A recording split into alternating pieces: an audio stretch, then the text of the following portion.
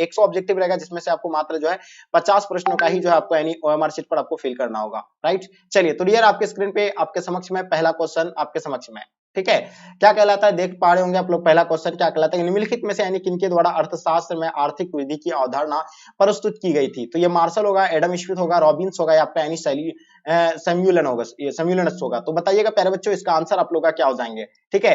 तो देखिए आप लोग सभी बच्चों को पता होना चाहिए इसका जो आंसर होगा आप लोग का, तो ये हो जाएगा यानी सैमुअलिसन, यानी इसका आंसर आप लोग का बिल्कुल डी परफेक्ट आंसर हो जाएंगे, ठीक है। चलिए हाँ देखिए तो क्या होगा इसका आंसर यानी सैमुअलिसन, ठीक है। तो इसका आंसर आपका जो होगा डी बिल्कुल परफेक्ट आंसर हो जाएंगे। क्वेश्चन नंबर दूसरा देखेंगे, निम्नलिखित में से कौन जो है आवश्यकताओं के दोहरा संयोग की कठिनाइयों का समाधान करता है। तो बताइएगा इसका आंसर आप लोग का प्यारे बच्चों क्या हो जाएंगे। चलिए तो देखिए आपके सामने चार ऑप्शन दिया है, वो वस्तु होगा, बैंक या मुद्रा या इनमें से सभी। तो प्यारे बच्चों इसका आंसर जो होगा ना आपका इनमें से सभी, इसका आंसर परफेक्ट हो जाएंगे, ठीक है। जितने सारे बच्चे आप लोग ऑप्शन डी बता रहे हैं बिल्कुल इसका आंसर परफेक्ट होगा। देखिए आप लोग एबीसीडी करके भी आप लोग नोट कर लेंगे तो कोई दिक्कत नहीं, अगर आप लोग 2 से 3 बार देख लेंगे तो और बेहतर होगा आपके लिए। चलिए क्वेश्चन तीसरा देखेंगे, आपको मुद्रा की जो पूर्ति है वो क्या होता है, स्टॉक अवधारणा है, ये प्रवाह अवधारणा है, उसका मौद्रिक अवधारणा या इनमें से सभी। तो प्यारे बच्चों इसका जो आंसर होगा ना आप लोग का, तो इसका आंसर स्टॉक अवधारणा जो है बिल्कुल इसका आंसर प्यारे बच्चों राइट आंसर हो जाएंगे, ओके।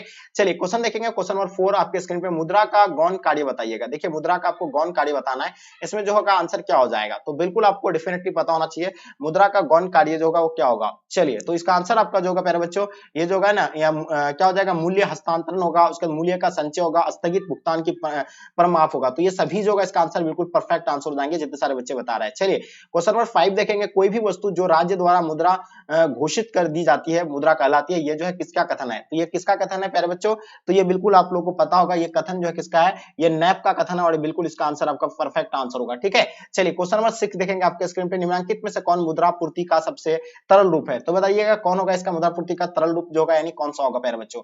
6 नंबर क्वेश्चन आपके स्क्रीन पे, तो प्यारे बच्चों इसका आंसर आपका जो होगा ना M4 होगा, क्या हो जाएगा जी, तो बिल्कुल इसका आंसर आप लोग का डी जो है राइट आंसर हो जाएंगे। क्वेश्चन नंबर 7 देखेंगे, धन संबंधित विचारधारा को अर्थशास्त्र की विषय यानी सामग्री में किसके मतलब क्या है, किनके द्वारा जो है सम्मिलित किया गया है। तो बताइएगा ये किनके द्वारा सम्मिलित किया गया है, तो प्यारे बच्चों ये बिल्कुल आपको पता है ये एडम स्मिथ के द्वारा जो है सम्मिलित किया गया है और इसका आंसर आपका एडम स्मिथ राइट आंसर हो जाएंगे। चलिए 8 नंबर क्वेश्चन आपके स्क्रीन पे जैसे कि देख पा रहे हैं हम लोग, ठीक है, थोड़ा सा जूम कर लेते हैं, आप लोग बोले जूम कर लीजिए, ठीक है।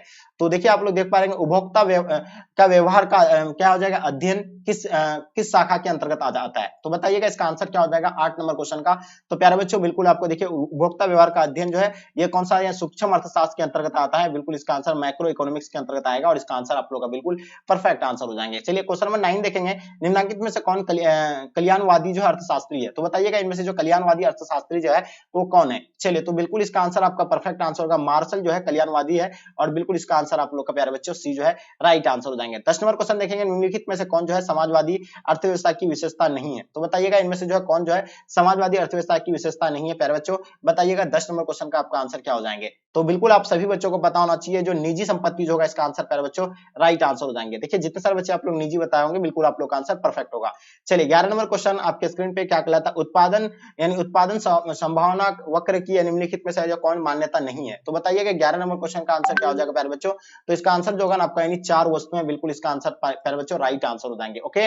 चलिए क्वेश्चन देखेंगे, क्वेश्चन नंबर 12 आपके स्क्रीन पे, वक्र के जो आर्थिक समस्या दर्शाता है वह कहलाता है, क्या कहलाता है बताइएगा। 12 नंबर क्वेश्चन का आपको आंसर बताना प्यारे बच्चों, तो इसका आंसर आपका उत्पादन संभावना वक्र यानी बिल्कुल इसका आंसर आपका सी जो है प्यारे बच्चों राइट आंसर हो जाएंगे। देखिए जितने सारे बच्चे आप लोग सी बता रहे हैं बिल्कुल आप सभी बच्चों का आंसर परफेक्ट होगा। चलिए क्वेश्चन नंबर 13 देखेंगे, निम्नलिखित कथन में कौन जो है सत्य है, बताइए इनमें से जो कौन यानी कथन जो है सत्य है आपको बताना है। चलिए तो बिल्कुल डेफिनेटली आप लोगों को पता होना चाहिए सत्य की बात हो रही है तो यहाँ जो होगा आपका दुर्लभता की समस्या चयन की समस्या को जन्म देती है, तो ये बिल्कुल इसका आंसर आपका ए जो है प्यारे बच्चों राइट आंसर हो जाएंगे। चलिए क्वेश्चन देखेंगे आपके स्क्रीन पे, क्वेश्चन आपके समक्ष में आ गया है कि किस अर्थव्यवस्था में निजी क्षेत्र एवं सार्वजनिक क्षेत्र का सह अस्तित्व होता है। तो बताइएगा इसका आंसर क्या हो जाएगा। 14 नंबर क्वेश्चन आपके स्क्रीन पे आपके समक्ष में है, तो बताइए इसका आंसर क्या हो जाएंगे प्यारे बच्चों। तो इसका जो आंसर जो होगा आपका यानी मिश्रित अर्थव्यवस्था हो जाएगा और बिल्कुल इसका आंसर आप लोग का राइट हो जाएंगे, ठीक है जी। चलिए 15 नंबर क्वेश्चन, उपयोगिता विश्लेषण में गणनावाचक दृष्टिकोण किसने प्रस्तुत किया था? बताइएगा गणनावाचक दृष्टिकोण जो प्रस्तुत करने वाले जो थे वो कौन थे? ये तो है प्रोफेसर मार्शल थे और बिल्कुल इसका आंसर प्यारे बच्चों आप लोग का आंसर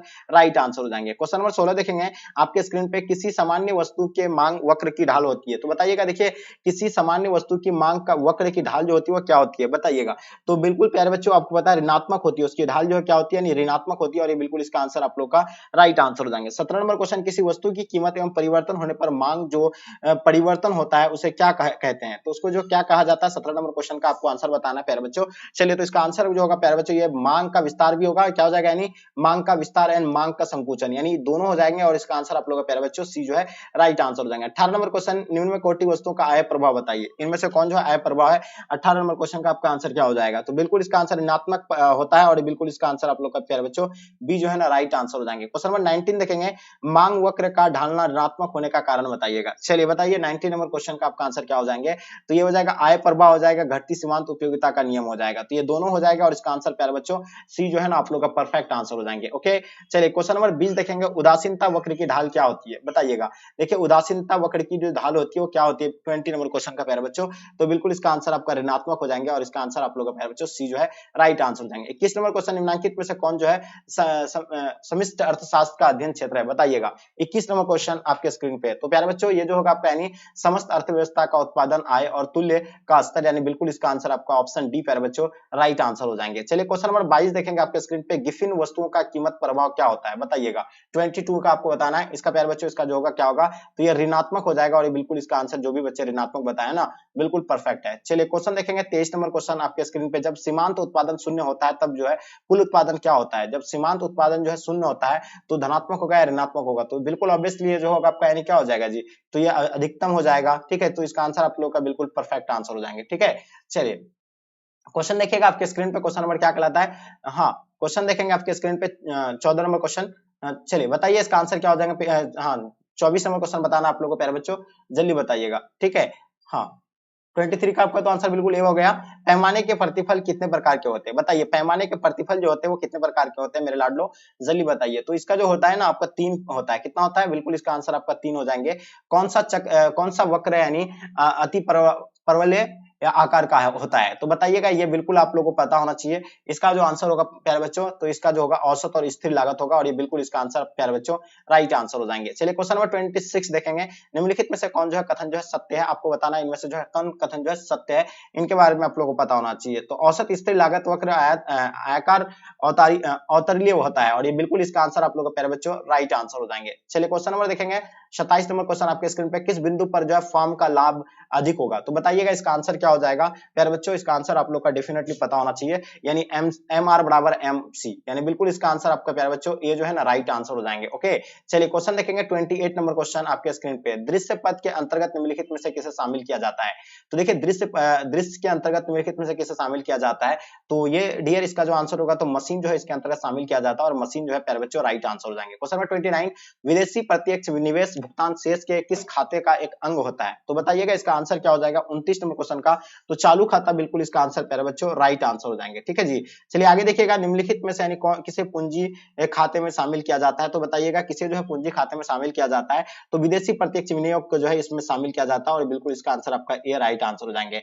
निम्न में से कौन यह प्रत्यक्ष कर है? बताइएगा 31 नंबर क्वेश्चन का आपको आंसर बताना। प्रत्यक्ष कर की बात हो रही है, तो प्रत्यक्ष कर जो होगा ना यानी क्या हो जाएगा इसका? तो आयकर जो है ना बिल्कुल इसका आंसर प्यारे बच्चों राइट आंसर हो जाएंगे। ठीक है, तो बिल्कुल इसका आंसर आप लोग का ए ना राइट आंसर हो जाएंगे। ओके चलिए क्वेश्चन नंबर 36 देखेंगे आपके स्क्रीन पे, क्या कहलाता है कि निम्नलिखित में से कौन जो है अतिरिक्त मांग उत्पन्न होने का कारण है? तो बताइएगा अतिरिक्त मांग उत्पन्न होने का कारण के बारे में आप लोगों को डेफिनेटली पता होना चाहिए और इसका जो होगा ना आप लोगों का क्या हो जाएगा? सार्वजनिक व्यय में वृद्धि, यानी बिल्कुल इसका आंसर प्यारे बच्चों ये जो है ना राइट आंसर हो जाएंगे। चलिए क्वेश्चन देखेंगे 37, निवेश गुणांक के जन्मदाता कौन है? बताइएगा निवेश गुणांक के जन्मदाता आप लोग को बताना है। 37 नंबर क्वेश्चन का आपको बताना है प्यारे बच्चों, तो इसका आंसर जो होगा क्या हो जाएगा? बिल्कुल गुड आंसर किन्स हो जाएगा और इसका आंसर जो भी बच्चे आप लोग किन्स बताएं बिल्कुल परफेक्ट होगा। ठीक है, 38 देखेंगे, प्रभावपूर्ण मांग की अवधारणा किसने दिया था? बताइएगा प्रभावपूर्ण मांग की अवधारणा जो है किसने दिया था प्यारे बच्चों? तो ये बिल्कुल आपको पता है किन्स ने दिया था और ये बिल्कुल इसका आंसर आपका सी जो है प्यारे बच्चों राइट आंसर हो जाएंगे। क्वेश्चन नंबर 39 देखेंगे, प्रेरित निवेश का निर्धारक घटक क्या है? बताइएगा इसका आंसर आप लोग का क्या हो जाएंगे? 39 नंबर क्वेश्चन का प्यारे बच्चों बताना आप लोगों को। ठीक है जी, तो इसमें जो होगा ना क्या होगा, आपका पूंजी की सीमांत क्षमता भी होगा और ब्याज की दर भी होगा। तो ये बिल्कुल दोनों हो जाएंगे और बिल्कुल इसका आंसर जो भी बच्चे आप लोग सी बताया बिल्कुल आप लोग का आंसर परफेक्ट होगा। क्वेश्चन नंबर 40 देखेंगे, निम्नलिखित कथन में से यानी कौन जो है यानी कथन असत्य है। तो बताइएगा असत्य कथन आपको बताना है, इनमें से जो है असत्य कथन जो है प्यारे बच्चों कौन सा होगा। 40 नंबर क्वेश्चन आपके समक्ष आपके स्क्रीन पे। तो चलिए, तो इसका आंसर प्यारे बच्चों होगा जो आपका यानी जमा स्वीकार करना बैंक को एजेंसी कार्य। तो ये जो है इसका आंसर आप लोग का प्यारे बच्चों बी जो है ना आप लोग का परफेक्ट आंसर हो जाएंगे। ठीक है, क्वेश्चन नंबर 41, मुद्रा वह है जो मुद्रा का कार्य करे। ये कथन किसका है? तो बिल्कुल आप लोग को डेफिनेटली पता होगा, ये जो है कार्य यानी किसका है। 41 नंबर क्वेश्चन का आप लोग को आंसर बताना प्यारे बच्चों। तो इसका आंसर आपका हॉर्टर्स विदर्स यानी इसका आंसर आप लोग का ए जो है प्यारे बच्चों राइट आंसर हो जाएंगे। क्वेश्चन नंबर 42 देखेंगे, निम्न से यानी किसका अध्ययन संशिष्ट अर्थशास्त्र के अंतर्गत किया जाता है। तो बताइएगा इसका 42 का आप लोगों को बताना है। तो प्यारे बच्चों इसका जो आंसर होगा यानी पूर्ण रोजगार भी हो जाएगा, राष्ट्रीय आय भी हो जाएगा, कुल उत्पादन भी हो जाएगा, यानी उपयुक्त में से सभी इसका आंसर आप लोग का परफेक्ट आंसर हो जाएंगे। 43 देखिएगा, निम्नलिखित में से कौन अर्थव्यवस्था की जो है केंद्र समस्या है। तो बताइए 43 का आपका आंसर क्या हो जाएंगे प्यारे बच्चों। चलिए, तो डेफिनेटली इसका आंसर आप लोग का परफेक्ट होना चाहिए। तो इसका जो आंसर होगा आपका क्या उत्पादन किया जाए चाहिए, उसका उत्पादन कैसे किया जाए, उत्पादन किसके लिए किया जाए, ये सभी हो जाएंगे और इसका आंसर आप लोग का प्यारे बच्चों डी जो है ना आप लोग का राइट आंसर हो जाएंगे। 44 आपके स्क्रीन पे, उपयोगिता का संबंध निम्नलिखित में से यानी किससे है बताइएगा। देखिए उपयोगिता का संबंध जो बताना है निम्नलिखित में से जो किसका है 44 का आपको बताना प्यारे बच्चों। तो बिल्कुल ये पता होगा आपको, यानी ये उपयोगिता का संबंध जो है निम्नलिखित किससे है, तो ये मानव आवश्यकता की पूर्ति से, और ये बिल्कुल इसका आंसर आप लोग का राइट आंसर हो जाएंगे। ओके, यानी उपयोगिता का संबंध जो है मानव आवश्यकता की पूर्ति से है। चलिए 45 देखेंगे, जब एक्स वस्तु की कीमत परिवर्तन वाई वस्तु की मांग को प्रभावित करती है तब यह जो है यह मांग क्या कहलाती है। तो बताइएगा इसका आंसर क्या हो जाएगा। 45 का आपको बताना है, डेफिनेटली आप सभी बच्चों को पता होना चाहिए। इसका जो आंसर होगा तो आपका क्या हो जाएगा, यानी कीमत मांग होगा, आय मांग होगा, त्रिच मांग होगा, इनमें से सभी। इसका आंसर आप लोग का बिल्कुल प्यारे बच्चों डी जो है ना राइट आंसर हो जाएंगे। 46 देखेंगे, निम्नलिखित में से कौन जो है सापेक्षता यानी लोचादार मांग के व्यक्त करता है। तो बताइएगा लोचादार मांग को जो व्यक्त करने वाला जो है ये कौन सा होगा। तो ये बिल्कुल आपको पता होना, त्रिभुज Q upon Q greater than आपका जो है त्रिभुज पी अपॉन पी हो जाएगा। तो इसका आंसर आपका जो होगा प्यारे बच्चों बिल्कुल इसका आंसर आपका ए जो है राइट आंसर हो जाएंगे। ओके, चलिए तो आगे देखिएगा हम लोग क्वेश्चन नंबर आपके स्क्रीन पे 47 देखेंगे, क्या कहलाता है मौद्रिक लागत निम्न में से यानी किसे सम्मिलित किया जाता है। तो बताइए मौद्रिक लागत जो है किसे जो है सम्मिलित किया जा सकता है बताइएगा। तो ये हो जाएगा सामान्य लाभ से होगा, अव्यक्त लागत से होगा, व्यक्त लागत से, या इनमें से सभी। तो 47 का प्यारे बच्चों आप लोग का आंसर जो होगा ना क्या हो जाएगा, इनमें से सभी जो इसका आंसर आप लोग का राइट आंसर हो जाएंगे। ओके, चलिए 48 आपके स्क्रीन पे आपके समक्ष में। चलिए बताइएगा इसका आंसर क्या हो जाएगा। निम्नलिखित में से यानी किस बाजार दशा में सीमांत आय यानी एमआर शून्य अथवा ऋणात्मक हो सकता है।